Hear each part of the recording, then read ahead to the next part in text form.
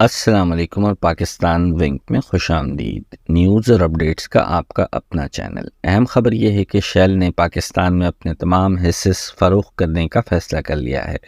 Shell نے S P L یا shell Pakistan limited میں اپنی ہولڈنگ فروخت کرنے کے حوالے سے بتایا کہ شیل پیٹرولیم کمپنی لمیٹڈ نے شیل پاکستان لمیٹڈ میں اپنی ہولڈنگ فروخت کرنے کا ارادہ ظاہر کیا ہے۔ بین الاقوامی خریداروں کی جانب سے گہری دلچسپی بھی دیکھنے میں آئی ہے۔ برطانوی خبر رساں ادارے کے مطابق شیل کا کہنا ہے کہ وہ شیل پاکستان کے 77.42% حصے فروخت کر دے گی اور کمپنی کا انتظام و مینجمنٹ خریدار کے حوالے کر دے گی۔ خبر ایجنسی کے مطابق شیل پیٹرول کمپنی کو 2022 میں ڈالر کی قدر میں اضافے اور پاکستانی روپے کی قدر میں کمی کے باعث بھاری مالی نقصان کا سامنا کرنا پڑا۔ اس کے علاوہ برطانوی کمپنی کو واجبات کی وصولی میں بھی مسائل کا سامنا کرنا پڑا، جس کے باعث کمپنی نے یہ فیصلہ کیا ہے۔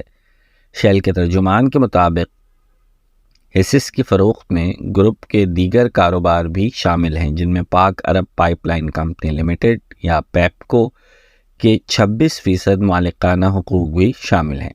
شیل پیٹرولیم کمپنی نے جاری بیان میں کہا ہے کہ ادارہ پاکستان میں اپنے تمام حصص فروخت کر رہا ہے، جس کی منظوری بورڈ آف ڈائریکٹرز کے اجلاس میں دی جا چکی ہے۔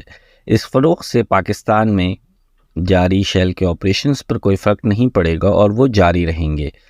مارچ میں شیل پاکستان نے رپورٹ کیا تھا کہ کمپنی کو 2021 میں 4.4 ارب روپے کے نفع کے مقابلے میں 31 دسمبر 2022 کو ختم ہونے والے سال 7 کروڑ 23 لاکھ روپے کا خالص نقصان ہوا تھا، جبکہ 2022 میں سالانہ بنیادوں پر کمپنی کی فروخت میں 48.2% اضافے کے باوجود نقصان ہوا تھا۔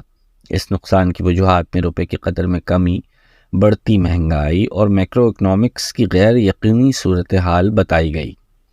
ماہرین کا خیال ہے کہ شیل کمپنی کا اپنے شیئر فروخت کرنے کا تعلق نہ تو موجودہ گورنمنٹ سے ہے اور نہ ہی معاشی حالات کی وجہ سے۔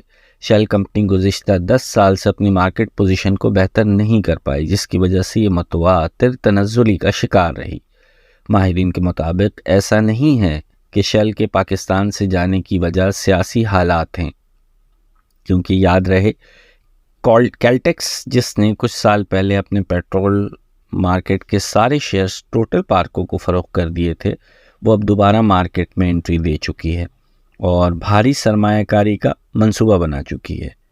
لاہور میں ان کا پہلا پیٹرول پمپ بھی لانچ ہو چکا ہے۔ ابھی تک کے لیے اتنا ہی۔